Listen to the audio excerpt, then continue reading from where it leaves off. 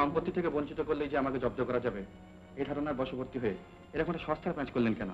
আপনি জানেন না আজকালকার ছেলেরা বাপের সম্পত্তি চেয়ে নিজের হাত পায়ের উপর নির্ভর করে বেশি। পৃথিবী আমাদের চায় না। পৃথিবী চায় না? পৃথিবীর কোনো ঘরেই কেউ চায় না। চাকরির দরকার একটা। তাই অফিস পাড়ায় না ঘুরে বেড়িয়ে তোমার বাবার কাছ থেকে একটা রেকমেন্ডেশন লেটার নিয়ে নিতে পারতে। ভাবছি বাবাকে আমি রেকমেন্ড করব কিনা। হ্যাঁ, এই জলে ডোবার সম্বন্ধে আপনার পূর্বেকার কোনো অভিজ্ঞতা আছে? আমি তো কখনো মরিনি, এই প্রথম। কিন্তু আমি একবার ট্রাই নিয়ে দেখেছি। কিরকম লাগলো? খারাপ।